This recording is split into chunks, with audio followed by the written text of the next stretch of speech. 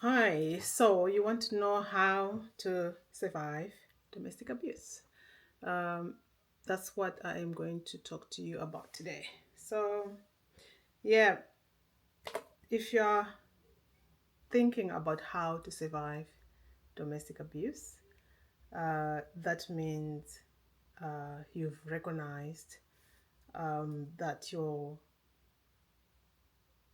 are not safe. You've recognized that you are not living a purposeful life. You've recognized that you deserve more. You've recognized that things are not changing. You recognize that if you continue on this path, you might come out dead. I mean, sorry to be blunt, but a narcissistic abuse situation or domestic abuse, um, the aim for the perpetrator is not a good outcome. Like what the Bible says, the enemy comes to kill, steal, and destroy. So if you're in a domestic abuse situation, you find that you your joy is gone. Your sense of self-worth is eroded. Your ambitions are at the back burner. They don't matter. Your voice is not listened to. Did I say your voice before?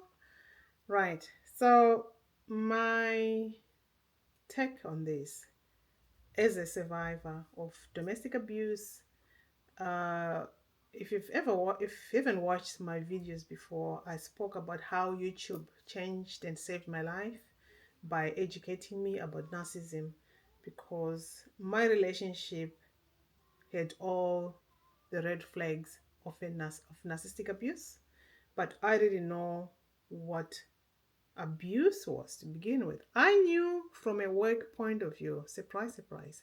From a work point of view, I thought it only applies to work. You have to look out for the people you work with, the people you look after, that they're not and going through abuse. I didn't think it applies to me, not in a million years. And therefore, when I heard anything about domestic abuse, domestic violence, uh, all kinds of abuse. I thought it belonged over there, not near me, or it happens to people like me. I knew there was some injustice, but I could not uh, add them up and call them abuse. Or, yeah, it just didn't dawn on me that even my situation was abusive, but it needed me breaking the silence. I spoke to a lot of people and all never believed me or all thought it was my fault or I deserved it, and which is unfortunate because if you are going through abuse, you just want somebody to listen to and somebody to believe you. And the other thing is, people didn't know how to help me because they say that you should not tell somebody to leave your relationship because this was a love relationship. But in a domestic abuse situation, the only way you can survive it is by living. Take yourself out of the situation. That is the only way you can survive it.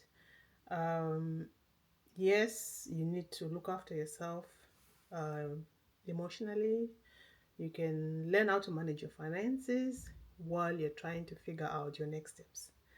You can, if you have children like I did, you have to be present for them because the situation will be so hard on them. And as much as it is hard for you, you think the kids are not going through the same, but they are. And if you're in survival mode, that's not a way to live because your emotional health, your psychological health, mental well being is not working at 100% capacity. I know because I was there and I thought I was doing fine. I mean, I was managing. I thought I was coping. I thought I was going to find a solution. I just hoped, lived in hope that one day would turn the corner and everything would be fine like it was in the beginning. I thought it was in the beginning, but I didn't realize this was a cycle of abuse that started with love bombing, and then it started gaslighting, smear campaign, and then it got to a discard stage where you could sense hatred, where you could sense that you are not safe. But you wonder, why am I not safe? I'm at home. There's nothing going on outside, and like that is putting my life in danger. So yeah, in this is all I can say about how to how to survive domestic abuse. You just need to get yourself out, ask for help, because obviously, um, like my situation, I had gotten to a point where I wasn't working. I didn't have anyone, family support near me. I didn't have friends that could help me. But once you've made a decision to leave, you'll be surprised how much help can just come to your aid, just like that. It's as if God is waiting for you to respond to that inner voice that guides us, your intuition.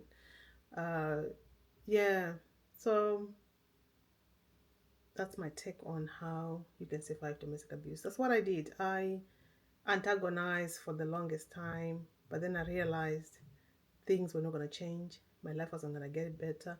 My kids were being affected, and I didn't want the cycle to continue. So, my next video is going to be about how not to care what others think. It's going to be interesting.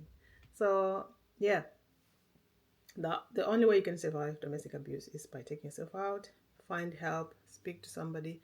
I can put resources in the comment section and also in the description on how you can get help, because it is important, um, once you recognize that you are in a domestic abuse situation, to get yourself out, because it's not going to get better unless if your abuser is the one who's seeking help to make things work.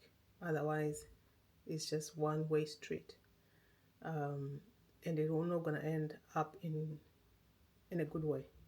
So with that said, leave me in the comment section what you would do in my situation, or if you're trying to escape domestic abuse, what do you think is the best way to survive it? All right then, bye.